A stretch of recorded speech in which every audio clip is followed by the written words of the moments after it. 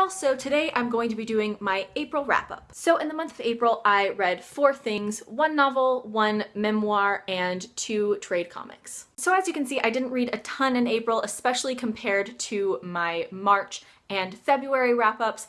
But as I've explained in another video, April is just a really busy month in general for college students, and it was especially bad for me because I had my lecture recital. There was a week when I wasn't really feeling myself, so I was just kind of in bed watching Netflix the whole week. And I've also had, end of the semester papers, and it's finals week right now. So I've just been very, very busy over the past month, and so I haven't been able to read. And when I have had free time, all I've wanted to do is lay in bed and watch YouTube and Netflix. So because of that, I actually read 1 book at the beginning of the month, and then for 2 weeks, I just didn't really read anything at all. And then in the last week of the month, I read a book and 2 trade comics. So without any further ado, let's just go ahead and jump into the wrap up. So the first book that I read in the month of April was Reflections of the Mole. I've mentioned this book in several videos at this point, so I'm sorry if I sound like a broken record, but I'm going to give a very brief overview of what this book is. So there is this early 2000s reality show competition that I love called The Mole.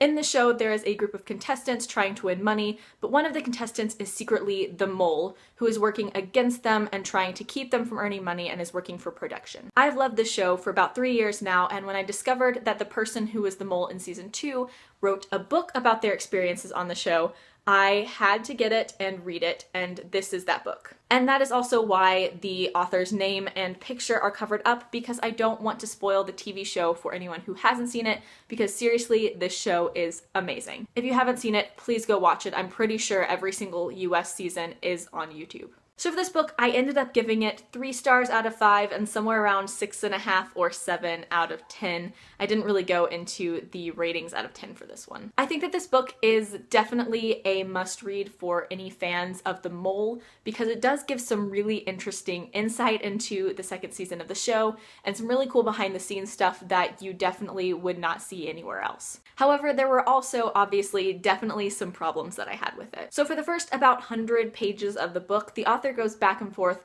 between chapters about the mole and how they got on the show and chapters about themselves before the show, like their childhood and stuff like that. And honestly, I didn't really care about the chapters that didn't have to do with the mole.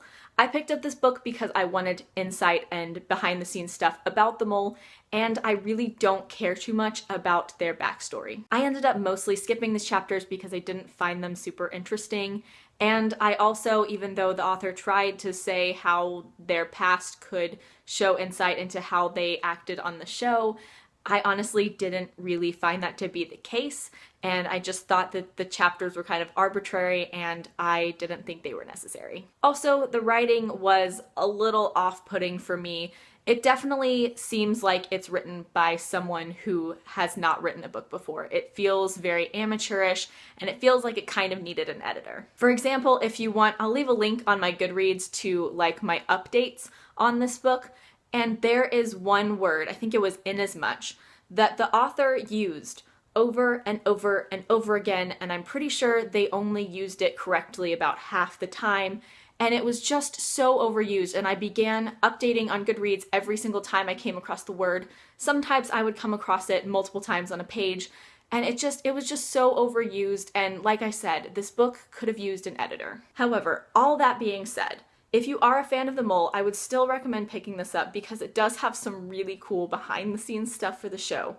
But I would say that some of the earlier chapters are not necessary and that you could just overlook them and still enjoy just the aspects about the show. And so then, with about a week left in the month, the next thing that I picked up was Lumberjanes Volume 1, Beware the Kitten Holy. I've been wanting to pick up this comic series for quite a while because the characters seem really, really interesting, and it just seems like a very fun comic series. And that is exactly what I got from this first volume. The characters are really, really cool. I think that they all have really fun personalities, and that was probably my favorite aspect of the book. The female friendship throughout this comic is just really awesome, and I love that it's just a group of really kick-butt girls. That being said, I did end up giving this first trade comic 7.5 stars out of 10, which translates to 3 out of 5 on Goodreads. Well, I thought that this trade comic was a lot of fun, and I loved the characters, and I thought that it provided a lot of potential for the rest of the series.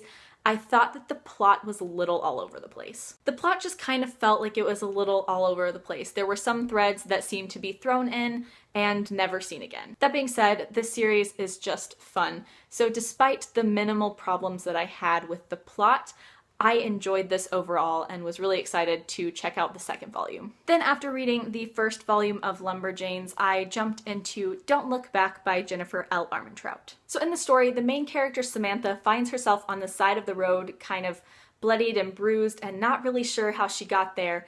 And when she returns home, she realizes that she and her best friend went missing and that she has no memory of anything before when she discovered that she was on the side of the road. No memory of her family, her friends, or her life. And she begins to realize as she starts trying to live her life again that she herself is a very different person from the person who went missing. And so as she tries to figure out who she is and put the pieces of her life together, she's also trying to figure out what exactly happened to her and her best friend. I've heard many, many times that Jennifer L. Armentrout's books are very, very addicting, and that was really what I needed to pull myself out of the reading slump that I was in. And oh boy, did I get that with this book. I read it in 2 sittings. The first sitting started at like 1:30 or 2 in the morning. I just picked it up before going to bed because I was like, I want to read a little bit before I go to sleep. And then before I knew it, it was 5 in the morning. I was halfway through the book with 2 presentations that I had to do the next day, and I still couldn't bring myself to put it down. And then as soon as possible the next day, once I was done with classes and presentations and stuff, I picked it up again and finished it that night. I just found this book nearly impossible to put down because of how intriguing and compelling it was. Jennifer L. Armentrout keeps you constantly intrigued and trying to figure out what is going on.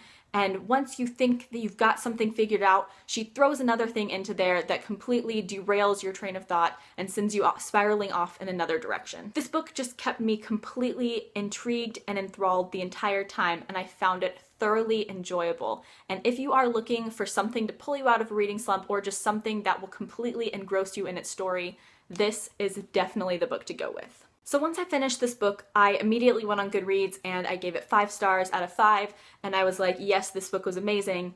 And then as I started to think about it, I just felt like I couldn't give it a full 5 out of 5, and I wasn't really entirely sure why. And I think I even posted on Goodreads about it and moved it down to a 4 out of 5. And what I eventually realized was that it was because of the characters. So I've talked a little bit in the past that I don't really tend to prefer books that are set in high school, that have high school characters, and this is kind of why. A lot of the characters in this book seemed kind of stereotypical and seemed kind of flat. The main character is pretty three-dimensional, as are a few characters that are also prominent in the story, but it seemed like a lot of the people that she was surrounded by at school and elsewhere were kind of stereotypes or very flat characters without any sort of deeper personality. They seem like people that you would find in pretty much any book set in high school. The classic rich guy who's popular and cute but is kind of mean,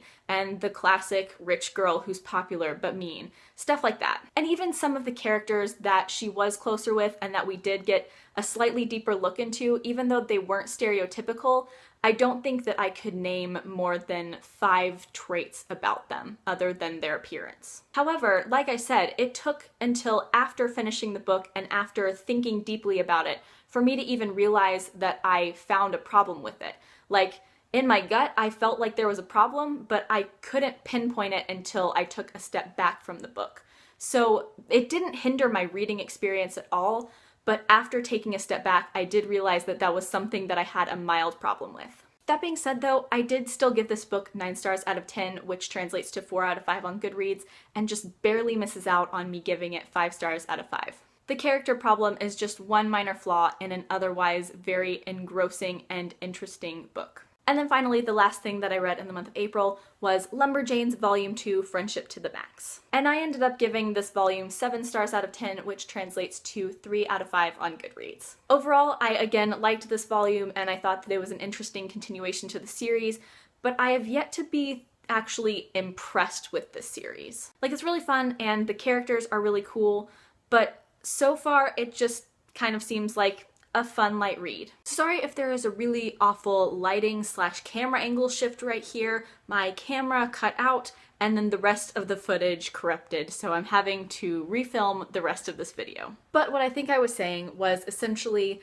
that I think I went into Lumberjanes expecting something like Lock and Key or Saga, where although there are issues and trade volumes, it's more of a full story arc with a beginning and an end, whereas I feel like Lumberjanes so far seems to be more episodic, so there are like more small events that aren't necessarily connected with some full overarching events, and so it's not necessarily a strict story with a beginning and an end, and I think that I just need to get used to that and understand that. Or maybe it will change and will become a story that has a distinct long-term story arc with a beginning and an end.